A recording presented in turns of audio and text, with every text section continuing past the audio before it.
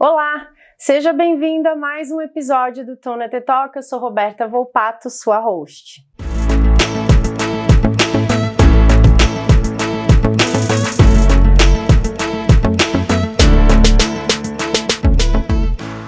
O Tona TED Talk é um oferecimento da Q Academy, da QMS América, certificadora referência em normas de sistema de gestão de compliance, e do Estúdio Estratégia. E você que chegou até aqui, aproveita e já se inscreve no canal, ativa o sininho para receber as notificações de novos conteúdos e deixa o seu like pra gente. Bom, dito tudo isso, Xande, Rafa, que estão aqui quase experts no final da temporada, receberão um certificado de especialistas em compliance. Estão animados? Claro, com certeza. Vocês perceberam que a gente sempre chama as amigas, só as pessoas legais se conectam, né? Eles estão tendo a oportunidade de conhecer o meu hall seleto de amigos e profissionais que a gente admira.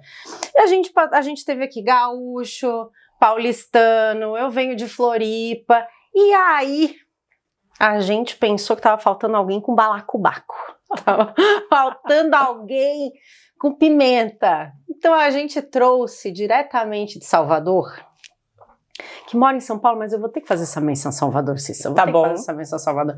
Diretamente de Salvador, arretadíssima, ela, que é uma referência em compliance, profissional super festejada, além de ser amiga muito querida, é diretora de compliance no IBRAC, especialista em compliance concorrencial, foi convidada não só aqui para vir dar dicas aí de culinária baiana, música, muito axé, aquela coisa arada toda, mas ela veio aqui para desmistificar uma coisa que é muito importante e fazer desse o primeiro dia do resto da sua vida.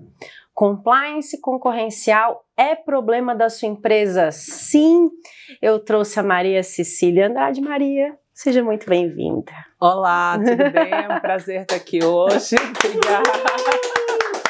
Todo mundo, salva de palmas maravilhosa. Apesar da questão aí do baiano, em breve eu vou ter mais tempo de São Paulo do que da Bahia. Ah, interessante Vou isso. fazer esse aniversário aqui. Ah, então essa aproveita. Festa é uma festa, porque eu vou trazer meus amigos da Bahia e vou ter meus amigos Seus amigos da paulistas. Bahia são músicos na Bahia? Não, são advogados, é aquela profissão bem tradicional, porque assim, eu tenho amigos que não são advogados, mas a minha turminha, né, Uvas, vai um beijo para vocês, as Uvas são todas advogadas. Eu tenho um grupo ainda muito forte da época da faculdade de mulheres.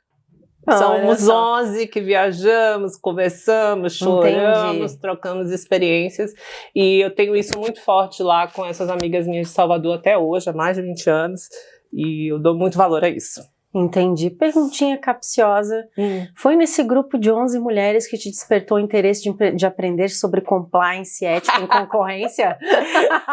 Pode ser. Tinha muita concorrência nesse grupo de 11 mulheres, Cissa? Não tinha concorrência, mas as meninas, assim, na nossa época mais antiga aí de faculdade e antes dos...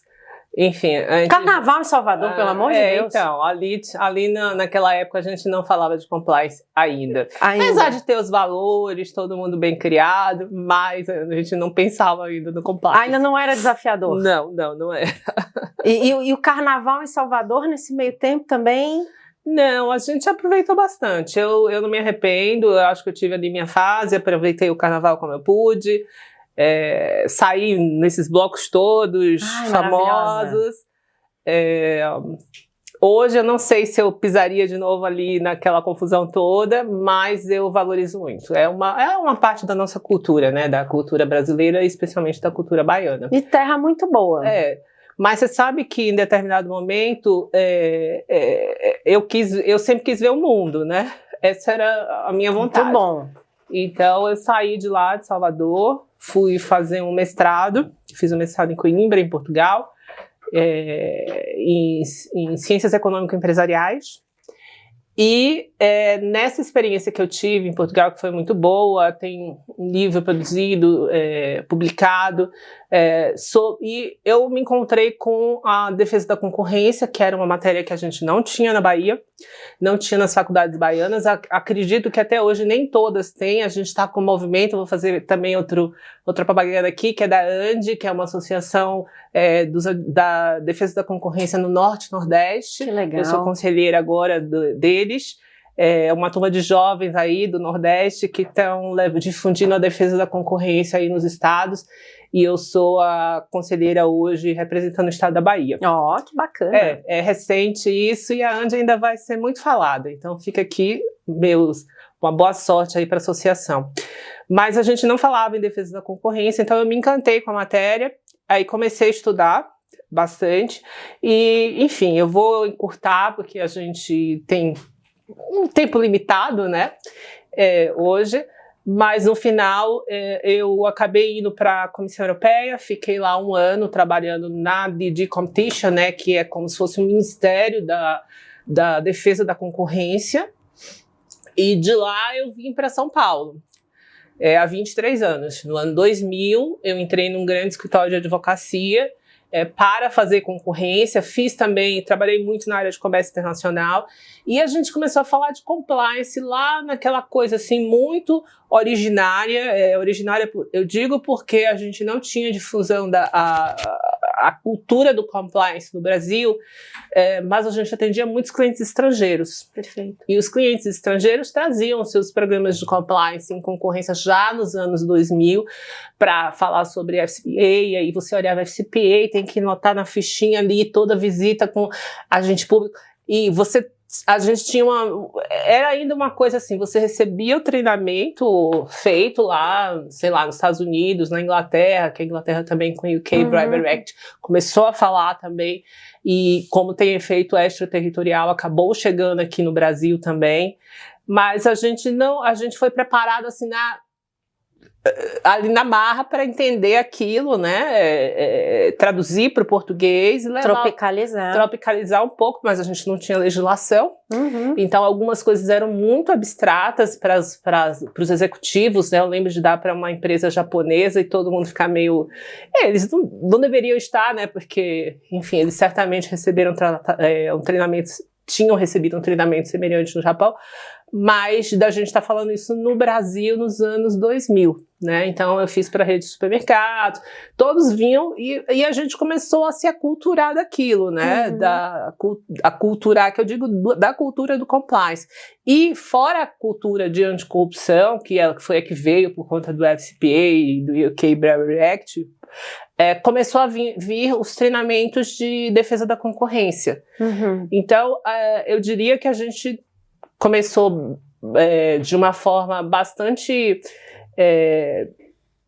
como é que eu diria, não incipiente, mas uma forma ainda meia júnior, né? Ali traduzia, aí os de concorrência a gente conseguia assimilar com os conceitos, porque a gente já tem lei de concorrência no Brasil desde a década de 60, com as suas alterações, né, que foram feitas aí ao longo dos anos para a modernização da lei, especialmente na parte de procedimentos, e com isso a gente começou a falar sobre também compliance em concorrência. Então isso já vem há algum tempo e isso começou a se sofisticar ao longo dos anos. Mas eu diria que isso, a discussão, inclusive, o antitrust, ele tem como, eu diria, uma vantagem, até quando a gente fala de anticorrupção, né, que, vamos dizer assim, uma coisa veio, apesar do antitrust ter chegado primeiro, ter sido discutido primeiro, e esses treinamentos locais terem acontecido primeiro, porque a gente treinava a anticorrupção com base na legislação estrangeira antes de 2013, a gente, de certa forma, as duas culturas acabaram se encontrando em algum momento. Então eu fiquei nesse escritório, depois eu fui para um outro escritório, onde eu fiquei 10 anos, e aí a coisa foi amadurecendo ainda mais, e eu saí desse escritório em 2015 para implementar um programa de compliance que aí abrangia todas as áreas, numa empresa do setor de infraestrutura, aqui que passava pela crise da Lava Jato. Não sei se é mais politicamente correto falar da Lava Jato, mas a gente passava por uma crise muito grande ali. A gente vinha com a lei anticorrupção acabando de ser promulgada e todo mundo querendo entender o que era aquilo. E junto com isso, eu lembro de ter feito com um colega meu, né, a gente montado todo um treinamento na parte de licitações públicas. E aí a gente pode conversar sobre isso um pouquinho depois. Que aí a gente casou a concorrência com o fenômeno aí da corrupção. Então isso foi bastante interessante. E eu fui para essa empresa ainda, só para terminar aí essa questão da trajetória, para essa empresa do setor, uma empresa nacional do setor de infraestrutura, atravessando toda essa crise reputacional, a crise de credibilidade em relação às suas práticas comerciais, que, enfim, a gente não precisa que eu fale aqui muito sobre isso. E a ideia era implementar. As empresas do setor de infra não tinham compliance, em sua maioria, ou tinham aquele código que ficava na sala de reuniões, todo mundo via, batia palmas, mas na prática ele não acontecia, né? Ele não era efetivo. Então, com todos esses acordos que terminaram sendo celebrados aí especialmente entre 2016 e 2018, uma das obrigações que vieram foi ter um programa de compliance, e aí um programa no melhor nível possível. Então, a gente foi nas fontes internacionais, fomos na OCDE, Banco Mundial, Pacto Global, e aqui no Brasil no Ethos, no IBGC, e por aí vai. As instituições que foram pesquisadas, foram consultadas para que se produzisse um sistema e você lida muito também com a questão de governança, né? Então, houve toda uma reformulação da governança da companhia, criação de conselhos, criação de comitês, foi criado um comitê de conformidade independente, foi criada a função de compliance officer, que não existia de forma independente, autônoma, se comunicando, reportando diretamente para o conselho, quer dizer, você saía dali do nível executivo, justamente para a implementação dessa agenda. Então, era uma agenda, e aí é que eu acho que a grande lição aí com que a Roberta colocou aí no início, que você... a gente tinha uma preocupação, e aí a gente pode falar mais disso também lá na frente, com a anticorrupção, mas quando a gente se deparou com as melhores práticas internacionais, os temas que estavam no compliance eram variados. E dentre esses temas vinha a agenda de defesa da concorrência. Então, a defesa da concorrência, e eu posso explicar também um pouquinho, mas só para finalizar essa parte da trajetória, então eu fiquei nessa empresa 4 anos, eu fiz toda a implementação de uma das subsidiárias do programa de compliance, e a gente se deparou no meio dessa grande investigação, que muitas das práticas de anticorrupção estavam ligadas diretamente a práticas antitruste. E com isso foi necessária a celebração de diversos acordos. Esses acordos foram celebrados com o CAD, com o Ministério Público, de diversos estados do Brasil, Ministério Público Federal, Ministério Público Estadual. Realmente era uma profusão de entes públicos com os quais a gente teve que negociar acordos, e dentre as obrigações que surgiram, veio a obrigação de implementação também, ou a gente já tinha previsão sobre defesa da concorrência, mas aí você passou a ter a necessidade de sofisticar ainda mais o sistema de compliance em relação à defesa da concorrência. E aí foi feito passo a passo do compliance, você fez uma avaliação de riscos, identificou quais eram as fragilidades, né, porque nem todo programa, não é só você ter um programa que é adaptável para um setor, que ela vale por outro. Uma coisa é você ter uma empresa que tem um forte poder de mercado, que ela vai ter uma preocupação em relação a práticas abusivas de mercado. Outra coisa, você vai ter uma empresa que está no setor de licitações públicas, então você tem uma preocupação em relação a contatos entre agentes públicos, participações de associação de classe, então, e que você ainda tem um compliance preventivo, que todos são preventivos, né, mas assim, no final do dia, fusões, aquisições, contratos de associação, necessitam, dependendo do nível de faturamento da empresa, serem notificados previamente ao CAD. E se você não notificar, a multa pode chegar a 60 milhões de reais. É uma multa muito alta. Obviamente que você tem critérios de dosimetria dessa multa, mas são multas muito altas e às vezes com operações insignificantes. Então, quando a gente fala em compliance concorrencial, e por isso que eu acho que se aplica a todos, né? Você também não está falando só de grandes empresas. Aqui, deixa eu te cortar.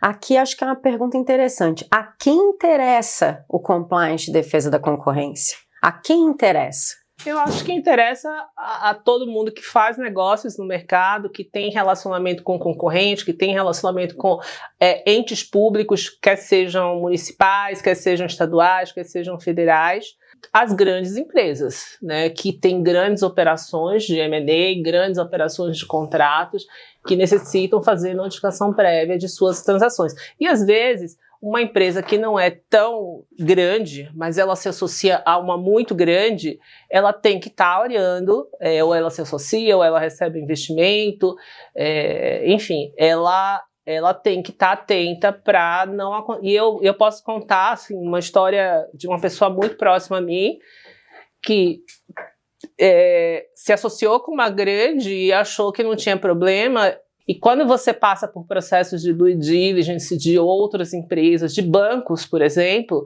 hoje eles perguntam se você teve essa preocupação com a antitrust, vem as perguntinhas sobre relacionamento com concorrente, como eu já falei, relacionamento com ente público, e os últimos contratos que você celebrou. E dentre um dos contratos que essa empresa tinha celebrado, era um contrato que precisava ter sido notificado.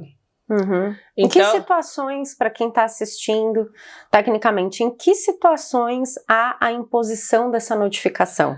As empresas precisam ter faturamento superior, uma parte superior a 750 milhões de reais, a segunda parte a 75 milhões de reais no último exercício.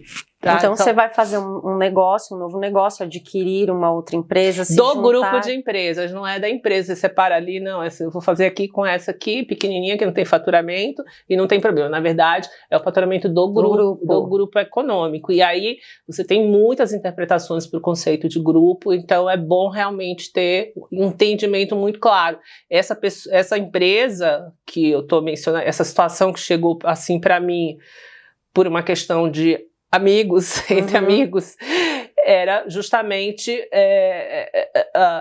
ele estava com uma empresa ainda não operacional e achou que não tinha problema, porque eles ainda estavam comprando projetos, etc. Mas quando você olhava os faturamentos dos grupos, você tinha a obrigação de fazer essa notificação. E ele acabou tendo que negociar uma multa alta para um projeto não operacional, né? Então, fica um pouco de lição ali para esse cenário. E eu já vi diversas outras situações que, enfim, eu não vou ficar aqui enchendo de casos de multa por ausência de notificação, mas é bom dar sempre uma olhada. Será que eu preencho o faturamento? Aí depois que você faz a análise do faturamento, você vai fazer análise do tipo de operação. Se é uma fusão, se é uma aquisição, se você está comprando debêntures, se você está fazendo um contrato associativo, se você está adquirindo uma participação relevante. Enfim, aí tem outros critérios, você tem que casar esses critérios e levar ao conhecimento da autoridade. E a gente está no momento da economia, né, que é um momento que as empresas estão fazendo muito contrato. Você chegou no ponto que eu ia trazer, a história das parcerias. Exatamente. Das parcerias. A gente tem dois cenários aqui que são emblemáticos para mim quando eu penso em defesa da concorrência. Cenário 1. Com o advento da pandemia, nunca se falou tanto em parceria, em ecossistema de entregas, em sociedades operacionais. E também com isso e com uma série de outros eventos, aí falando em política internacional, nacional, macroeconomia, uma série de eventos que justificaram a derrocada de alguns players relevantes de mercado e oportunidades de que concorrentes comprassem esses caras. Sim. Então, e aí? E aí que isso tudo vai parar lá na porta do CAD. E aí, essa questão de faturamento que eu expliquei, ela é para essas parcerias, para esses contratos, Mas, por exemplo, se for uma situação abusiva de mercado, se for um caso de cartel, porque às vezes as empresas se associam, acham que estão fazendo o melhor para o mercado e na verdade, você está organizando um cartel. Uhum. Então, o cartel não precisa de faturamento. A posição abusiva de mercado por práticas de posição dominante, por exemplo, também não precisam ter esse faturamento que eu falei. Os faturamentos são realmente para o caso de fusões, aquisições e contratos associativos. Aí importa a intenção, né? Quer dizer, estamos nos unindo para... Não. Esse é o grande dilema do antitruste, que é o dilema que a lei, ela fala a conduta não precisa ser uma conduta com dolo. Ela pode ser uma conduta de que você não precisa ter conhecimento, basta você já é uma conduta de efeitos.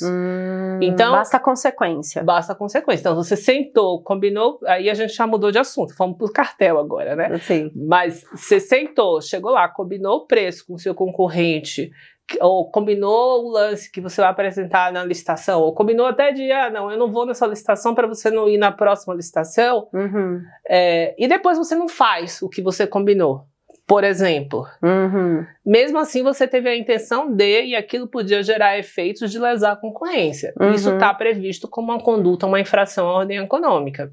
E esse quando a gente estava negociando os acordos de leniência, não só nesses casos recentes de operações aí que ocorreram da Lava Jato, mas em outros casos eu passei 15 anos fazendo só isso dentro de escritório de advocacia, então é a parte mais difícil de você explicar para o cliente, que não basta você querer fazer ou não ter feito, foi lá, combinou e não fez.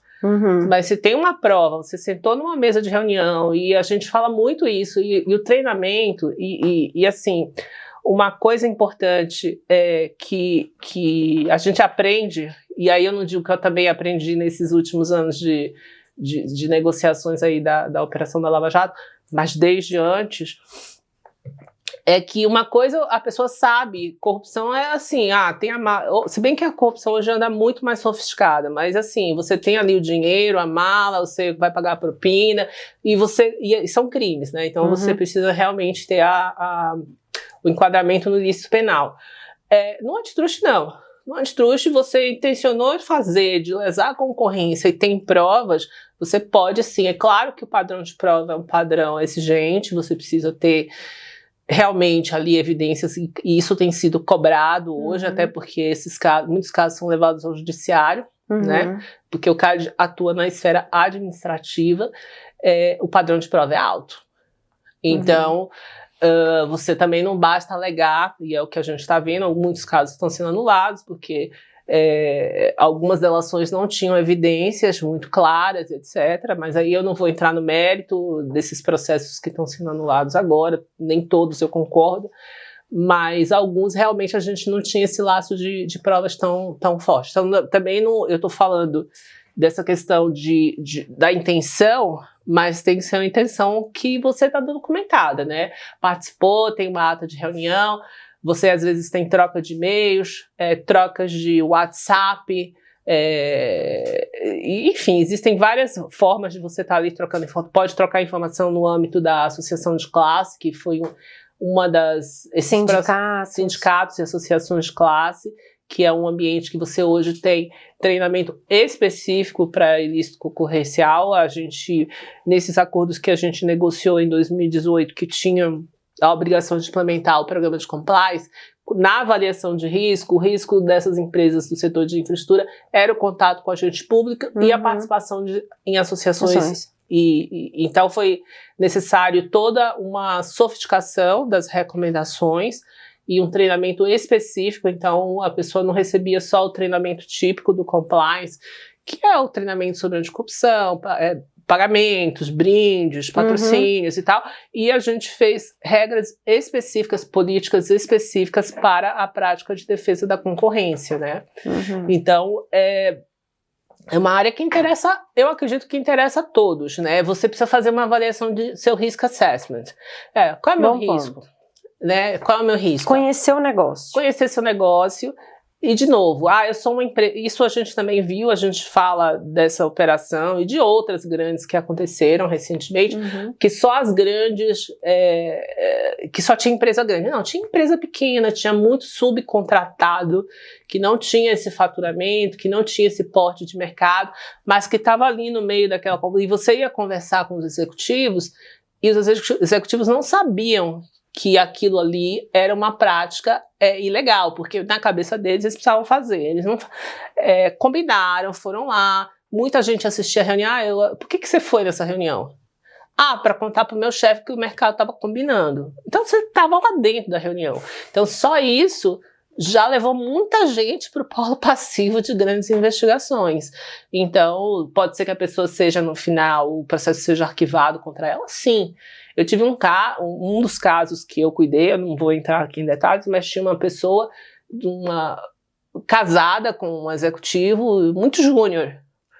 Só que aquela coisa, o marido copiava tudo quanto era e-mail. A moça foi parar no processo, depois foi arquivado, porque mostrou que ela estava ali. De alguma forma, por estar copiada, ela estaria envolvida na... Exatamente. E olha, eu vou te falar, as negociações não são simples, a gente ouve, se defenda, só que são processos muito caros, porque a sede do CAD é em Brasília. Os hoje, pós-pandemia, a gente teve até a gente observa até uma modernização um pouco de que muitas reuniões que a gente tinha que se deslocar para Brasília, que os advogados tinham que ir, as partes tinham que ir, e aquela multidão de gente para Brasília gastava um horror de passagem de avião, de hotel, etc., e horas trabalhadas, né? Porque tá todo mundo ali faturando. Isso foi muito substituído pelo online. Mas, é claro, se eu estou negociando, por exemplo, uma leniência muito sofisticada, eu vou lá presencialmente. Então, eu tenho um julgamento muito sensível, a gente continua indo presencialmente, né?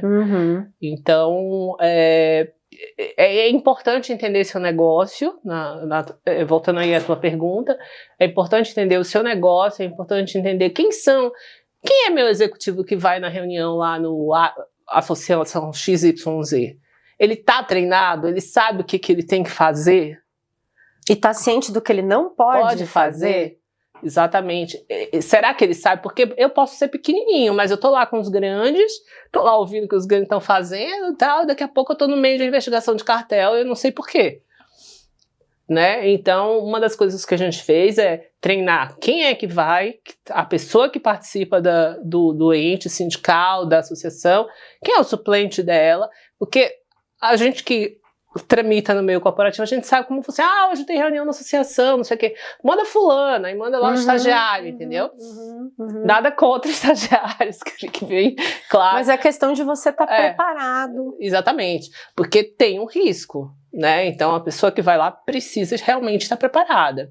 Então, são essas precauções que, independentemente do porte da empresa, que é o que a gente viu acontecendo, né? Especialmente na parte de condutas, que são essas práticas como cartel, por exemplo, mas também as práticas abusivas, você envolve toda uma cadeia de fornecedor, né? Enfim, eu não quero falar de casos concretos, mas recentemente eu recebi uma consulta de um grande que estava praticando cláusulas de exclusividade, e os pequenos, os clientes não sabiam, estavam aceitando as cláusulas que eram cláusulas ilegais, que ele não podia exigir, porque ele era um líder de mercado, e na hora que ele faz cláusula de exclusividade, por exemplo, com todos os restaurantes, todas as hamburguerias de São Paulo, por exemplo, estou dando um exemplo bem, assim, esdrúxulo, né, que não vai acontecer.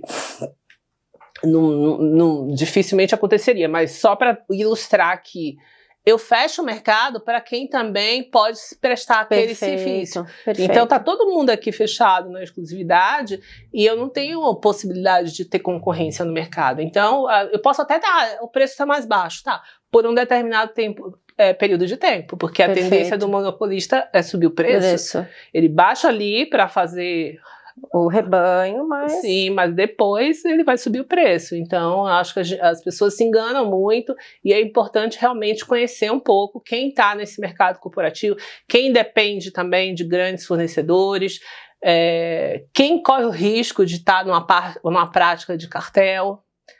Quem está fazendo parcerias hoje, como você mencionou, no mercado, parcerias para otimizar serviços, essa preocupação toda com o meio ambiente que a gente tem agora. Essa semana o CAD aprovou uma operação grande no setor aí, reciclagem, né, que os concorrentes estão se reunindo, e às vezes reciclagem você envolve, por exemplo, players pequenos e etc, e o player pequeno está ali no meio dos grandes.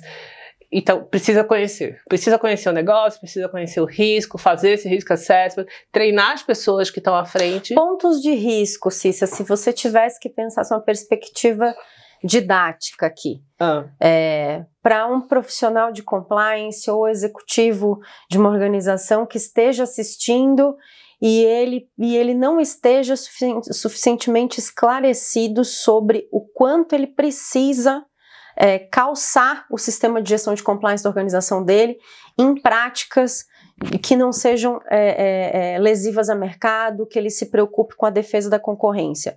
Numa visão de assessment, quais seriam os pontos, as perguntas do negócio aí para orientar?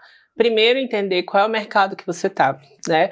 O CAD trabalha com conceitos de mercado regionais, locais, nacionais e até mercados internacionais, né? Então, eu preciso entender que contexto eu estou. Se é no mercado, por exemplo, de farmácias, estou dando um exemplo aqui só para vocês entenderem um pouco melhor, que a concorrência está limitada ali ao quarteirão. Tem tanta farmácia que você não vai andar 3 quarteirões, a não ser que você está atrás de um medicamento que não tenha, e aí é uma outra questão. Mas, em tese, é a mesma coisa do supermercado, né? Você não vai sair de um bairro para andar 10 quilômetros para ir no supermercado no outro bairro. Então, são mercados que hoje são entendidos como mercados assim, de bairros ou até mercados regionais.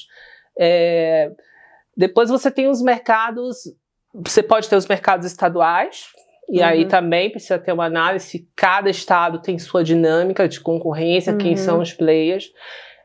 Entender se é um mercado nacional, e aí você vai fazendo ou até internacional, entendendo qual é a sua posição de market share, se eu tenho um market share muito alto, qual é a possibilidade, se é um mercado muito concentrado, qual é a possibilidade de eu incorrer em uma prática abusiva. Então, essas perguntas precisam ser feitas. Ou se é um processo muito segmentado, a gente falou aqui um pouco de cartel e licitações, mas, na verdade, cartel não precisa ser só em licitações, né? Perfeito. Então, você tem cartéis, e o CAD tem dezenas de processos julgados, eu já estou em dezenas de casos de cartel, em mercados que não eram mercados que tinham a presença do ente público. Eram mercados privados. Então, você precisa entender se é um mercado em que as market shares estão ali muito parecidos, que as empresas têm mercados muito maduros, que você ali, às vezes, não tem inovação, etc. Todas essas características que levam à prática de cartel. Então, fazer essas perguntas, que mercado eu tô, quem é meu... eu posso ser vítima também, ou vítima, mas eu posso estar numa ponta de que, por exemplo, e realmente só para ilustrar aqui, que não necessariamente, mas eu tenho um determinado insumo que as empresas cartelizaram, eu comprei 10 anos aquele insumo no preço que não era um preço de mercado, um preço concorrencial, eu também fui prejudicado. Perfeito. Então, você precisa entender também em que medida essas práticas todas de mercado podem estar gerando prejuízo no seu business, né? E com isso você tem as ações de indenização por ilícitos concorrenciais, que é uma prática, que são processos hoje muito comuns nos Estados Unidos. Aqui no Brasil nem tanto, é uma prática que está começando.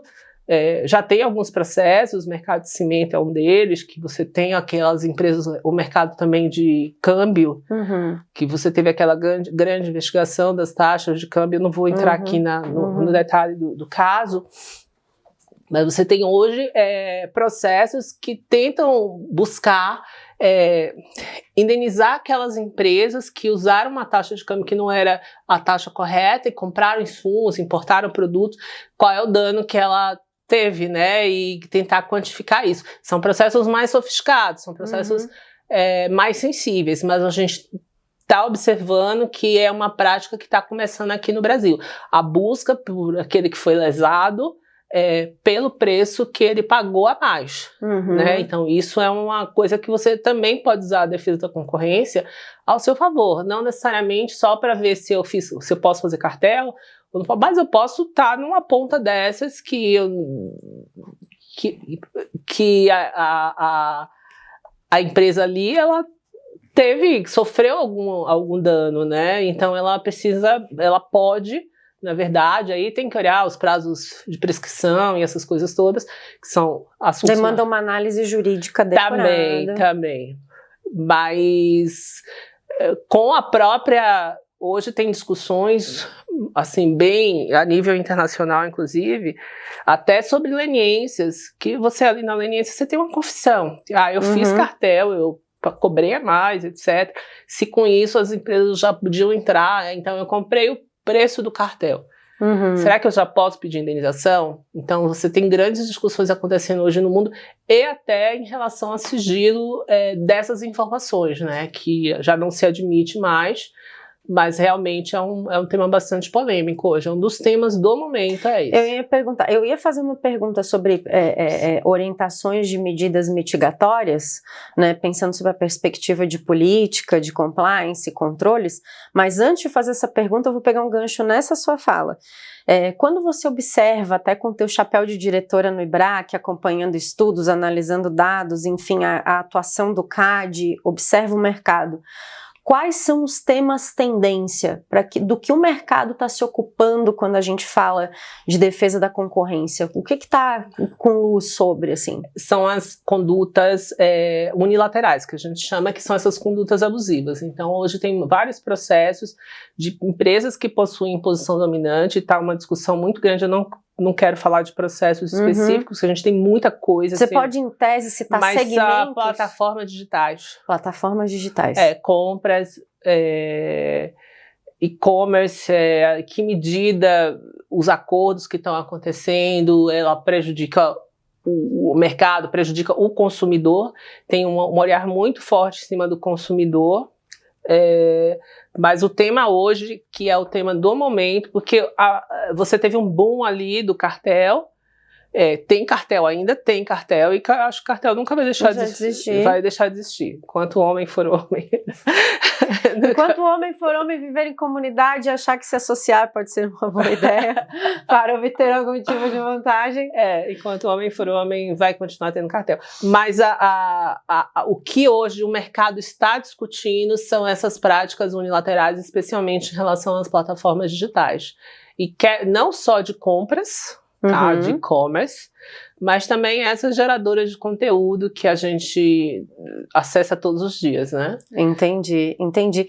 E aí, Cissa, aí faço então a minha pergunta, né? Porque a gente estava numa perspectiva de assessment, entendendo quais as análises, quais são as perguntas de negócio para entender, né, de que forma eu vou incorporar as melhores práticas de defesa da concorrência na organização.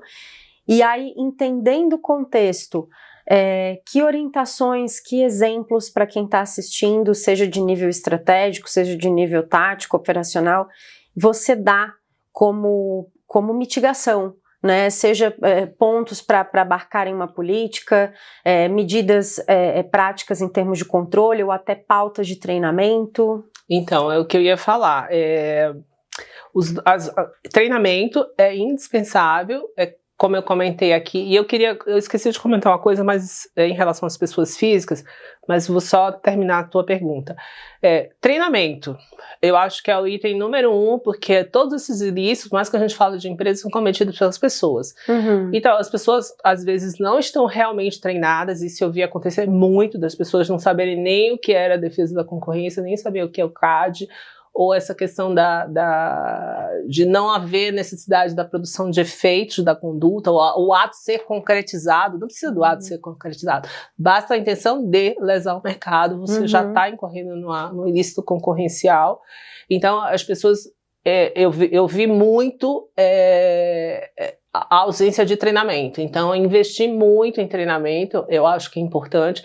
Depois você pode fazer treinamentos específicos, quem está ali no dia a dia com o cliente, com o fornecedor, negociando, mas precisa também ter esse treinamento que eu comentei em relação às parcerias, os contratos, e aí você vai chamar um jurídico, olhar um pouco como é que a empresa atua, enfim, se a empresa tem conselho, levar o tema para o conselho, os conselheiros precisam estar preparados também em relação ao tema, é um tema de agenda de conselho de administração também. A gente vai falar sobre isso logo mais, mas eu vou te deixar prosseguir. Tá.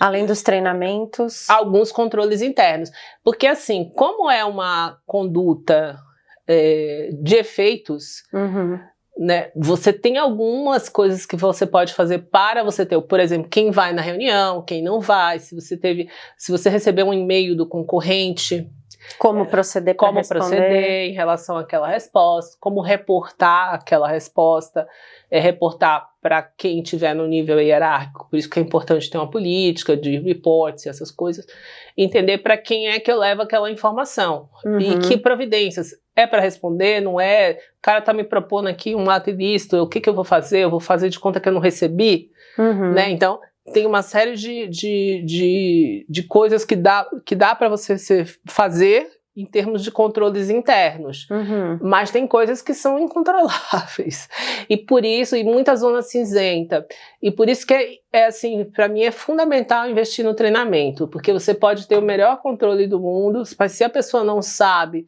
do risco até que ela estava, como eu comentei, a questão de você botar uma pessoa numa reunião que não está treinada, ou que não tem conhecimento, ela foi ali, aconteceu todo um cenário, aquela pessoa não sabe nem se precisa reportar aquela determinada situação específica. Não sabe se portou como deveria, exatamente, se acabou falando que não devia. Então, o treinamento para mim no antitruste, por ser uma legislação muito de efeitos, né? Por ser uma legislação mais complexa, e você tem que fazer o tal do risk assessment. Não adianta eu ficar dizendo aqui para a pessoa que está sendo treinada que ela não pode fazer cartel e combinar preço, quando ela é um pequeno fornecedor e tem uma grande empresa que pode cometer uma prática abusiva. Ela está em outra situação. Ou ela pode ali, como a gente também já viu, os fornecedores se unirem e falarem, vamos brigar com esse grandão. Então, eu também preciso tomar cuidado também aqui, né? Então, são várias análises que você precisa fazer, e que um treinamento só não serve para toda a empresa. Eu vejo muito isso. Bom ponto. É um treinamento único, não serve para a empresa. Você tem que realmente colocar o que a pessoa, que frente a que ela está ali, para ver o risco dela. Tem que estar alinhado com o desempenho da atividade dela na empresa. É importante. É importante. Público-alvo, se você tivesse que dizer assim, as principais áreas. Eu treinaria comercial, treinaria jurídico, enfim, diretoria, né, que são os que tomam as decisões também, finais, quer dizer, algumas vezes, alguns atos que a gente observa, às vezes não chegou em nível de diretoria, mas eu considero uma omissão, que a diretoria não treinou a sua equipe, né? A gente gosta muito de treinar secretária e TI. Porque as ações de busca e apreensão são os primeiros lugares que eles vão. Às vezes não vão nem na mesa do executivo fazer as buscas, eles vão direto no TI, e hoje está tudo muito sofisticado, às vezes não precisam nem ir lá no TI, é tudo online, né? Então a quantidade de tecnologia que a gente tem hoje, precisa conhecer tecnologia também, aí cada porte de empresa vai avaliar a sua necessidade. Mas às vezes as secretárias, aí o cara fala, não, eu não tenho nada aqui na minha mesa, mas tá tudo na agenda da secretária. Isso aconteceu assim centenas de vezes, né, que a coitada da secretária vai lá parar no meio de um processo, ela não sabe por que ela tá no processo, e no passado isso acontecia muito, hoje menos, mas às vezes acontece isso, o cara tem a mesa limpa, não tem uma folha de papel, tá tudo na mesa da secretária. Então a gente chama muitas vezes, indica que seja feito para secretárias. Eu não falei de busca e apreensão aqui. Muitas secretárias nesse momento com medo. Né? Muita gente, quando recebeu o convite do treinamento de compliance, vai dar 20 passos para trás. Ou elas vão se proteger mais, né? Eu acho que eu vi um pouco disso.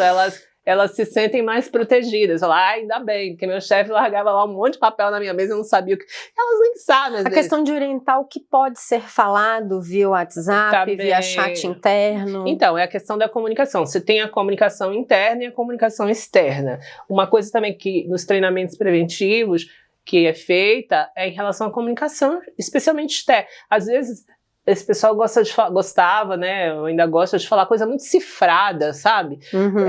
Uma linguagem, assim, que eu já vi processos falar que beira o ato criminoso, assim, você, eu vou lá na casa do Papai Noel, sei lá, buscar aquela encomenda. Não, eu tô dando um exemplo aqui, sim, né, sim, mas sim, eu já vi e-mails, assim, de grandes executivos, gerentes, sabe? Trocando internamente, avisando que eu tô indo lá na reunião na casa do, sei lá, da mãe Joana, e você vai atrás, e aí, enfim. Então, a linguagem é um ponto importantíssimo, a linguagem, como você se comunica, quer seja internamente, assim como se você vai comunicar. Eu tô proibida de falar com o concorrente, eu tô proibida de ir em reuniões de associação de classe? Não, você precisa saber como você se comportar, é uma questão muito comportamental, né, de como você se comportar, de como você se comunicar, se você receber um e-mail do cliente ou do concorrente, também a forma como você, nas condutas abusivas, né, como é que você fala com o teu cliente, a dizer, aqui você não compra mais no meu, você é distribuidor, mas eu não vendo mais para você por sei lá o quê. Você não responde mais e-mail assim. E isso se aplica aqui para o WhatsApp também. E por mais que a gente logo nos primeiros anos que surgiu SMS, teve muito processo com base em troca de SMS, que as pessoas guardavam, você achava... E eu lembro de um processo que eu tive também, que a pessoa não usava o e-mail dela, mas eles criavam uma conta de e-mail, num Gmail, num Hotmail, que era uma conta que todo mundo tinha senha, e lá eles iam mandando e-mails com, sei lá, o nome xpto@gmail.com, e todo mundo do cartel tinha aquela conta de e-mail e aquela senha. Então, quando eles queriam se comunicar entre eles usavam aquela conta de e-mail. Eita. Então, mas como é que você descobre um negócio desse? Leniência. E, gente, assim, entre pagar uma multa gigantesca, poder ir para cadeia, né? E aí eu vou falar da pessoa, comentar um pouquinho da pessoa física, porque a pessoa física fala aqui a manhã inteira, não dá. A decisão é da leniência. Você vai lá, você confessa, então você sabia que tinha aquela conta lá no Gmail, que você estava botando documento, fatura, trocando informação ali dentro, que supostamente 5 pessoas tinham acesso. O cara vai lá, imprime tudo, entrega aqui. Quer dizer, imprime não, porque hoje você tem toda a tecnologia forense, tem que ter toda uma preocupação em cadeia de custódia. Deixa eu te interromper. Em preservação da prova. Antes de você falar da pessoa física, talvez isso até seja um gancho você falar da pessoa física, mas eu não posso perder a oportunidade de falar isso. O que você tocou num ponto agora da leniência, que ele é muito importante para eu explodir isso em 3 frentes aqui, que você vai conseguir possivelmente responder em uma só, que é a questão da autogestão. Porque mais do que nunca, quando a gente fala de defesa da concorrência, o suporte da alta administração em compliance é fundamental. Sim. E aqui a gente tem alguns pontos que eu trago e você veja se faz sentido para a gente envelopar. O primeiro deles é a perspectiva de linguagem, comunicação, treinamento para o nível de diretoria. Sim. Que é um. O segundo ponto é o conselho que tem a preocupação e o dever fiduciário de supervisão do risco. Então, as preocupações aqui em termos de treinamento e de responsabilização, inclusive no CPF, lá levantando uma bola aqui para você, são iguais em certo ponto, mas eles se diferenciam à medida que o papel do conselho é diferente do papel da diretoria. E aí, não menos importante, há um dilema muito grande que permeia essas 2 instâncias, que é o autorreporte. Sim. que é o compliance cooperativo. Quer dizer, muitas vezes a gente diz, então fizemos um treinamento super eficiente para a diretoria, o conselho está ciente de que ele tem a responsabilidade por supervisionar esse risco está em um dos indicadores estratégicos monitorados, mas na hora em que a gente identifica a situação, reportar ou não reportar. Qual é o custo de oportunidade de fazer a leniência? Joguei essas 3 frentes que são a diretoria, o conselho, com as suas particularidades, mas no fim do dia, quando todos choram abraçados, que é reportar ou não. Empacota isso, Cissa. Que pergunta ótima. Que pergunta. Não, e você me pegou num bom dia que eu estava entregando, enfim, um trabalho lá para São Paulo, depois eu te conto. Mas vamos lá. Um abraço para o Zé Securato, inclusive, que em algum momento vai assistir isso da São Paulo. Olha. Zé, entreguei o trabalho direitinho, viu? Estamos aqui validando o trabalho dela, inclusive. Vai continuar. Mas pensando aqui, né? E aí, você está falando de uma estrutura mais sofisticada, certo? Perfeito. Se você tem uma diretoria executiva, você tem ali um conselho de administração, imagino que tenha um comitê de conformidade, que responde também por esses temas, o comitê ali tem um coordenador, um gerente, sei lá, um responsável ali que nem sempre é o diretor de compliance, né? Às vezes você tem um conselheiro ali participando do comitê, às vezes não, vai ter os conselheiros participando do comitê. Surge alguma questão e dando um passo atrás, né? Imagino que uma situação dessas, que você tenha que fazer um report, seja uma situação muito sensível, não vai ser uma situação de uma fraude no pagamento, uma coisa menor ou fraude no pagamento, eu estou olhando a área de anticorrupção, mas você vai ter que ser um ilícito que realmente demande aquela preocupação maior, seja maior. Aquilo que você é capaz de suportar. Você tem que, primeiro, né, eu acho que cabe à pessoa responsável pela conformidade fazer essa investigação. Né? Então, a investigação faz parte do programa de conformidade, assim como no antitruste, na anticorrupção, a gente faz investigações internas com o auxílio da equipe interna, ou você, dependendo da complexidade, com a equipe externa. Então você tem todas essas preocupações, as mesmas preocupações de investigação interna para um ato de corrupção, hoje são aplicadas nos grandes ilícitos concorrenciais. Talvez não porque eu deixei de notificar o CAD, que aí é uma decisão mais simples, eu faço uma conta, tenho lá um guia, dosimetria da multa, aí eu faço a dosimetria da multa e digo, sua multa vai ser, sei lá, R$50 mil. Então, vamos lá e a gente negocia. Paga a multa. É um impacto que eu tenho um apetite a suportar. Exatamente. Você sabe as consequências, estou preparada. Num processo que demande uma leniência ou até um termo de compromisso de cessação, que é o acordo, aí os pesos são muito maiores, né? Então você vai precisar realmente ter uma preparação em relação ao que aconteceu, e aí você vai, enfim, usar todos os mecanismos que você usa na área de anticorrupção, preparar um relatório, ter uma equipe, entrevistar, fazer busca de documentos, fazer toda aquela preparação das entrevistas, data analytics pode acontecer, e o uso de tecnologias pode acontecer, aí depende muito da gravidade do ilícito, a preocupação com a custódia das provas, com você ter a preservar, né, aquilo, você pensar que aquilo ali pode, desde o início da investigação, que aquilo pode ser usado como um documento, quer seja no judiciário, quer seja no administrativo, e evitar questionamentos no futuro. Então todas essas preocupações você vai usar, vai produzir um relatório e vai levar à diretoria que, por responsabilidade e por obrigação, se for uma situação realmente que demande a intervenção de autoridades externas, tem que reportar ao conselho.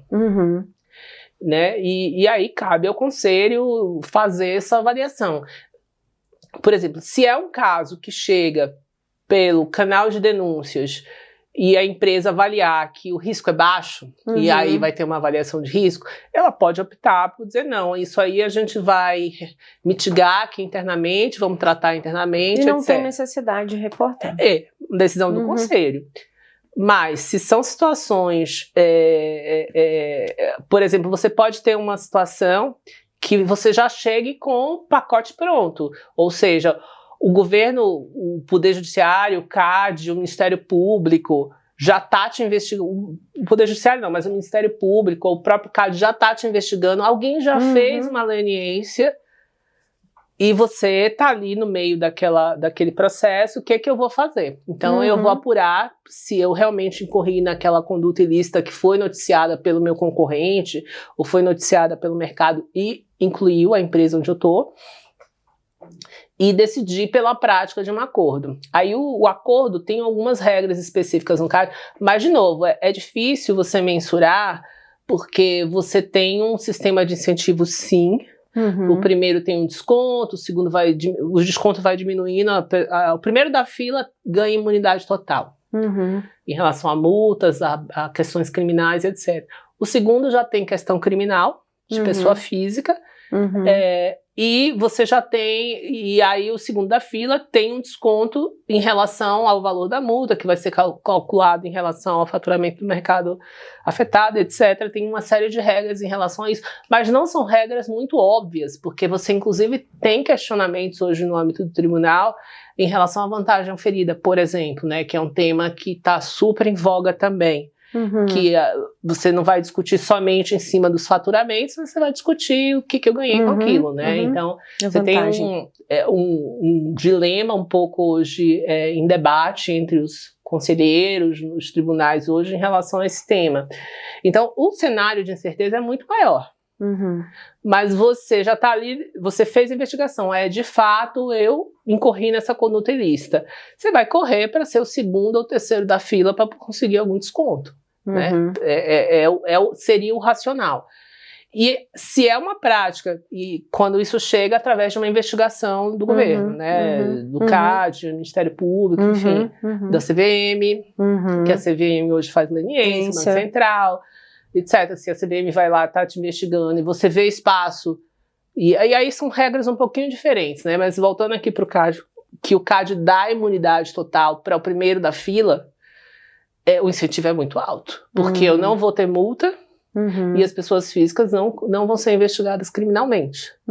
Isso está previsto, se o acordo for cumprido, aí você tem a obrigação de colaboração, todos têm a obrigação de colaboração, mas de fornecer provas, de participar das entrevistas, de toda vez que você é chamado, você precisa estar lá presente. Então, é um processo caro, mas é um processo que te tira uma multa que pode ser gigantesca, assim como, e aí vindo para a pessoa física, as pessoas físicas conseguem essa imunidade criminal. Porque o grande dilema que eu vi acontecer desde a época do escritório, menos, porque no passado, né, você investigava a empresa, muito difícil, teve uma mudança lá por 2017, 2018, de você começar a colocar as pessoas físicas, porque até então as pessoas físicas não entravam nos processos, até porque você podia trocar a pena de prisão por cestas básicas e outras coisas do gênero, né, por penas alternativas. Então, houve a alteração da lei em 2012, e aí você realmente já corre o risco de ter uma prisão, como tiveram várias aqui durante a Lava Jato, não só pela prática de fraude à licitação, mas pela prática de cartel e etc, etc. Então, você já tem um alcance maior em relação às pessoas físicas, né? E a pessoa física paga a multa, e pode correr o risco de ser presa. Então aqui um takeaway importante, né? Não só para o profissional de compliance que está assistindo, mas também para membros da alta administração. Não só a comunicação, o teor do treinamento, a abordagem de risco precisam acontecer de forma diversa, particularizada para esses níveis da alta gestão, mas acima de tudo a consciência sobre a responsabilização não só da própria companhia, mas no CPF, a responsabilidade deles por conta desse envolvimento. Então é um tema estratégico para o negócio, pode comprometer reputação, sustentabilidade e a própria integridade deles. E uma outra coisa, você às vezes, porque quem executava era o gerente. Um dos casos que eu negociei foi o estagiário que levou a proposta de cobertura. Põe o nome do estagiário, não põe o nome do estagiário. O estagiário nem sabia o que estava fazendo, né? E a gente foi contra, a gente levou para a autoridade, falou, olha, cara, recém-formado foi entregar um CD. Mas houve uma tomada de decisão e um planejamento. Não foi dele. O cara que chamou assim, ó, vem aqui, ó, você tá aí sentadinho no WhatsApp. Vem aqui, o tio já pensou tudo, você só vai lá levar. Você vai lá e entrega. Mas era ele que estava nos controles internos do prédio, que estava fotografado lá pela câmera do prédio, que entrou, que deu o documento. Era ele que tinha registro, que foi lá, que entregou o foi a pessoa que entregou. E realmente, depois de muito debate, eles tiraram o nome do rapaz. Mas no primeiro momento houve, quer dizer, teve debate. Então, você imagina, também não foi um debate. Coitado! Não foi um debate. E assim, os dilemas, eu estou contando um dos dilemas dos dezenas e dezenas que eu já vi. Eu tive um caso, enfim, está perdido aí nesses 20 e poucos anos, mas não foi tão recente, porque agora a TV noticia tudo, mas você tinha um caso de cartel super importante e que o executivo veio para mim e falou, você não pode explicar para minha mulher porque eu tô sendo processado. Eu falei, pô, aí a mulher dele, juro, a mulher dele foi lá no escritório, eu fiquei uma tarde, ela chorava, não sei o quê, mas eu recebi uma intimação da Polícia Federal e o marido era um puta executivo, desculpa o termo. Não, aqui pode falar francês, a gente deixa. O cara, enfim, era uma pessoa super conhecida no mercado e na cabeça dela era impossível, né, aquilo tá acontecendo. E aí a gente vai com todos os dedos, explica e etc, né, mas a pessoa física, e eu posso falar uma coisa, assim, a gente está vivendo um momento de muita incerteza em relação a todas essas agendas, a gente precisa nem ver o jornal todos os dias, mas de qualquer forma, por mais que a gente veja absolução, anulação de processo, etc., a pessoa física está muito exposta. Com certeza. O risco que ela toma é muito grande, né? Então, e o dilema que ela tem no futuro, que uma coisa é a empresa, troca todo dia, aí vem um controlador novo, manda todo mundo embora, que estava na gestão anterior, substitui por um monte de gente nova e vida que segue, não é isso? Perfeito. E o cara fica lá com a mulher questionando, filho, tendo que pagar multa, respondendo processo. O mercado não quer esse executivo de volta. Não quer. É muito raro. Acontece, mas acontece o ostracismo impera em detrimento da repescagem aí, né? Sim. Então tinha que ser um cara muito brilhante, assim, e eu conheço alguns muito brilhantes que não conseguiram, então, com consultorias próprias, essas coisas todas. Mas é muito complicado, afeta, por mais que você fale assim, a empresa vai resolver tudo. Chega um determinado momento que a empresa te fala assim, ok, mas eu vou cuidar do passado aqui, cria aquele nucleozinho do passado e faz o corte. A partir de agora e... Vida nova. Vida nova e vida que segue. Então, esse é um mundo que a gente conhece, que é o mundo corporativo, e não adianta a gente botar flores. Pois não. Porque tem que ser realista, que é o que a gente observa acontecer. Né? Então, a pessoa física tem que estar muito atenta e tem que estar e tem que cobrar, eu acho, sabe? Mesma coisa que eu quero, a gente está vendo esse movimento agora de as pessoas quererem trabalhar em empresas que respeitem sustentabilidade, que respeitem garantias sociais, direitos humanos. A gente está nesse momento agora, a gente já passou daquele momentão do compliance, agora a gente está nesse momento do ESG, que eu acho super válido, e sou totalmente favorável a essa agenda também, mas a gente precisa não deixar de pensar nas outras coisas, porque às vezes e isso eu tenho observado, que você está tão discutindo um tema agora, que aí você deixa a agenda do compliance assim, E aí digo de compliance de uma forma geral, de lado, quando os riscos eles continuam a existir, a tipificação criminal continua a existir, os incentivos para você fazer uma leniência continuam a existir, e o mundo vai rodando, né? O mundo é muito cíclico, então você passou por um boom lá do compliance, agora você está num boom do ESG, e as coisas começaram a se comunicar, porque você começa a montar a agenda do compliance com a agenda do, por exemplo, de direitos humanos, que era uma coisa assim, que as pessoas achavam que era uma coisa meio de lado, e hoje ela está na pauta como nos temas principais, na agenda do ESG, e começa a entrar na agenda do compliance, e vai aumentar ainda mais. Mas esse tema de concorrência, esse tema de corrupção, eles continuam a existir, a gente não pode deixar de lado. Cissa, tá muito bom, mas a gente tem que terminar. Gente, eles estão concentradinhos olhando. Nossa, Cissa, olha, para fechar, porque a gente já estourou um tiquinho o tempo, suas considerações finais e um jabazinho para o IBRAC, deixar os contatos para o pessoal saber o que vocês estão estudando. Eu queria agradecer o convite de vocês para falar aqui hoje, foi muito legal, Q Academy, foi bem bacana, de um tema que eu poderia falar aqui, como eu falei, horas. Tenho muitas histórias. A gente sabe. Alguns eu não posso contar. Tem que marcar uma próxima. Muitas eu não posso contar, dar os nomes e etc. Mas, enfim, a gente dá um jeitinho de trazer o dilema ou a situação que aconteceu. E eu já comentei agora, a gente tem muitas agendas acontecendo hoje nessa área de compliance. Eu sou diretora de compliance do IBRAC, o IBRAC é o Instituto Brasileiro de Relações de Concorrência, Consumidor Internacional e Consumo, e montou esse grupo de compliance aí há cerca de um pouquinho antes da pandemia. É um grupo que vem crescendo. Vamos ter um seminário dia 12 de setembro, que está sendo montado agora.